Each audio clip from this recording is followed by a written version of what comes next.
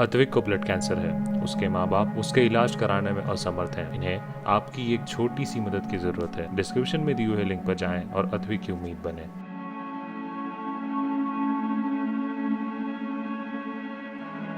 उत्तर प्रदेश में विधानसभा चुनाव की बिसात बिछने लगी है।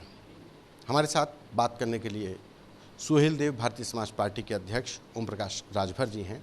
आज भागीदारी संकल्प मोर्चा जो राजभर जी के कहा जाए नेतृत्व में बनाया गया, उसकी बैठक भी है, उनसे ही बात करेंगे।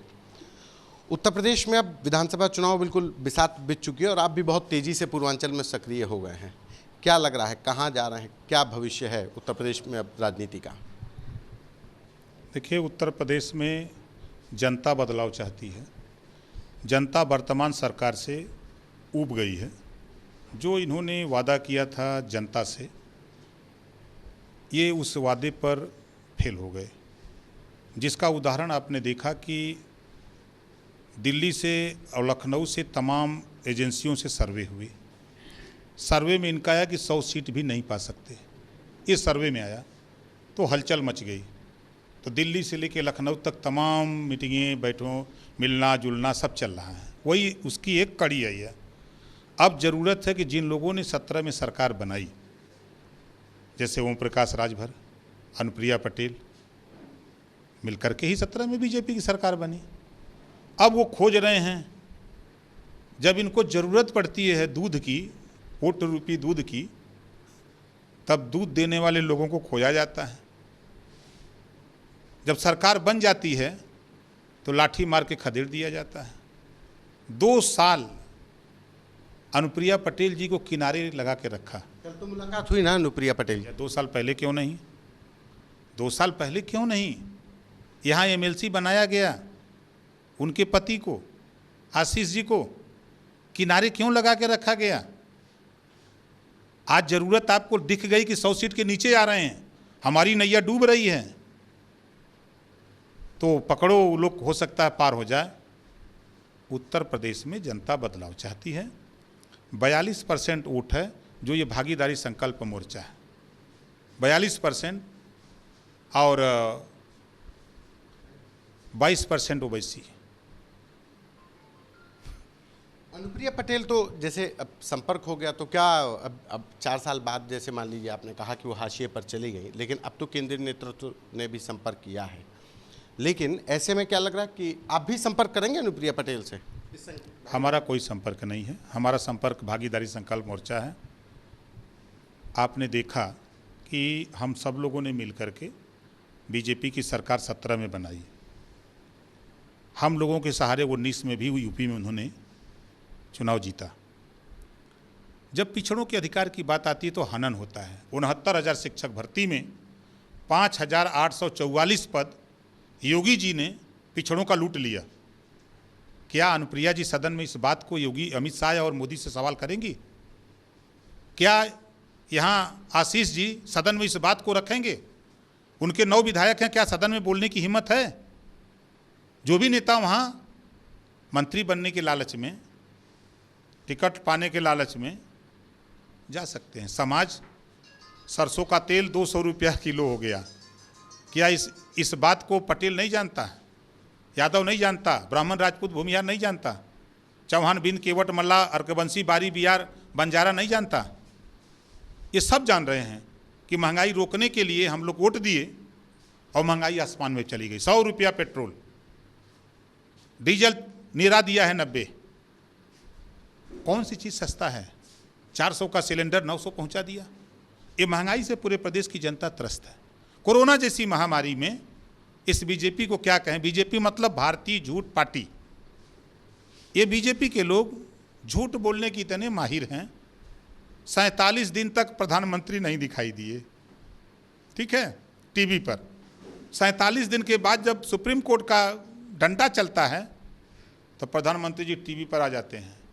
गंगा जी में जब लाश तैर रही थी, प्रयागराज में हजारों हिंदू की लाशें मुस्लिम रीति रिवाज से दफनाई गई, एक तरह से कह लिया जाए, तब ये वोट मांग रहे थे। तभी बंगाल में ममता दीदी से, ओ दीदी, वोट मांग रहे थे, वोट जुटा रहे थे। जब इनको दवाई जुटाना था, वेंटिलेटर के, ऑक्सीजन की बेड की व्यवस्था करनी थी तो ये वोट जुटा रहे थे। इनको वोट की चिंता है, जैसे है ना आज वहाँ जुटा रहे हैं ना, मीटिंग हो रही है ना, वोट कैसे मिले, अरे महंगाई कैसे कम हो, नौजवानों को रोजगार कैसे मुहैया हो, प्रदेश में अमन चैन कैसे हो, जाति चिन्ह करके आप मार रहे हो, अपराधियों का काउंटर जाति चिन्ह करके, एक अपराधी को संरक्षण मिल रहा है और एक अपराधी के खिलाफ कार्रवाई हो रही है। ये कौन सा आप अभियान चलाते हो? किसी अपराधी के खिलाफ तो कार्रवाई तो हो ही रही है।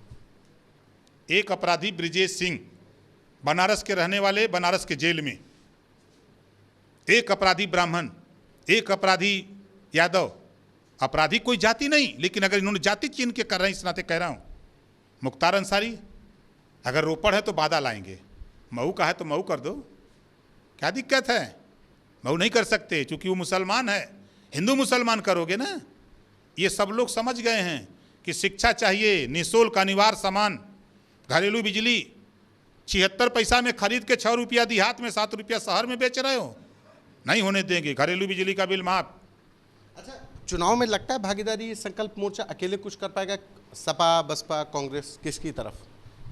अच्छा ये बताइए, सपा और बसपा, आप ही बताइए, 10 लोग हैं, यह जाति प्रधान देश है। ये प्रदेश में जातियों के नाम पर, अच्छा आपने लिया ना, फला फला हुआ जो जुटाए गए हैं, तो उस जाति का वोट लेने के लिए जुटाए गए हैं ना, वही जातियाँ तो हियाँ को लिया गई हैं। अब पाल कह रहा कि ना हम लोडर नहीं, हम लीडर चाहते हैं। प्रजापति कहता है, बिंद निषाद कहता है, पटेल कहता है, चौहान कहता है, राजभर कहता है, कुशवाहा कहता है, अब हम लीडर पैदा करेंगे, लोडर नहीं। ये लोडर हुआ जा करके मजदूरी पा जाते हैं, लेकिन समाज के हिस्सेदारी की बात नहीं करते। तो क्या किसी बड़ी पार्टी के साथ अभी बात चल रही है, किसकी तरफ जाएंगे? देखिए बीजेपी के साथ तो नहीं जाएंगे, एकदम साफ साफ बात। बीजेपी ने तो आपकी एक बहुत महत्वपूर्ण मांग भी, सामाजिक न्याय, जो आपने एक समिति की बात की थी कि उसको लागू किया जाए, उस पर राजी भी हो गई है। कहाँ किया कहाँ? 30 मई 2018 को रिपोर्ट आ गई, माननीय राघवेंद्र सिंह के नेतृत्व में जो रिपोर्ट कमेटी बनी थी, 18 से 21 आ गया, 3 साल हो गया। गरीब सवर्ण को आप 72 घंटे में आरक्षण दे सकते हो, क्योंकि सड़क पर आ गया, लाठी लेके कहा खबरदार उलाट देंगे तेरी सरकार। पूरे देश में बाजा बजाने लगा तो 10% 72 घंटे में दे दिया। और 3 साल हो गया सामाजिक न्याय समिति की रिपोर्ट रखे हो, पता नहीं गर्दा से तोपा गई बा कि वाह, पता नहीं, उसको लागू करने की फुर्सत नहीं है। कहते हैं अमित शाह जी कि यादव नाराज हो जाएगा, पटेल नाराज हो जाएगा, और जब ये अति पिछड़ा नाराज हो जाएगा तो गंगा जी में नैयवा बोर करके सबको मार देगा, जो बैठे रहेंगे, कोई नहीं बचेगा। किसी बड़ी पार्टी की जरूरत नहीं पड़ेगी आपको, बड़े विपक्षी दल की, सपा, बसपा या? देखिए भागीदारी संकल्प मोर्चा का जो विचार है, जो सोच है, इस मोर्चे के साथ अगर सपा आना चाहे, बसपा आना चाहे, कांग्रेस आना चाहे, इन तीनों के लिए हम विचार कर सकते हैं। लेकिन बीजेपी के लिए यहाँ एकदम दरवाजा सिटकी नहीं चढ़ा के लाख कर देंगे ना, इनसे हमारी कोई बात नहीं। ये झूठ बोल रहे हैं बीजेपी, फिर कह रहा हूँ, बीजेपी मतलब भारतीय झूठ पार्टी। ये झूठ बोलने वाले लोग हैं। इनको जब वोट रूपी दूध की ज़रूरत है तब याद करते हैं, जब ये वोट रूपी दूध पा जाते हैं तो फिर भूल जाते हैं। इस समय पंचायत चुनाव को लेकर बीजेपी ज़्यादा ही होमवर्क कर रही है और आप भी बहुत ज़्यादा बलिया में तमाम जगहों पर घूम रहे हैं। इस समय पे ये चर्चा हो रही है कि बीएसपी की तरफ आपकी ज़्यादा मेहरबानी, बीएसपी की तरफ ज़्यादा दोस्ती है, तो इसकी वजह ये कि सपा से अभी बात कुछ बन नहीं पा रही है या किसी से बात हो रही है सीटों को? ना मैं बीएसपी की तरफ हूँ, ना सपा की तरफ, मैं भागीदारी संकल्प मोर्चा की तरफ हूँ। और जहाँ तक जिला पंचायत का सवाल है, बलिया में बीजेपी के 2 सांसद, 2 राज्यसभा सांसद, 3 मिनिस्टर, 5 एमएलए, 7 लोग जीते। अकेले हम ओम प्रकाश राजभर 12 जिला पंचायत जीते।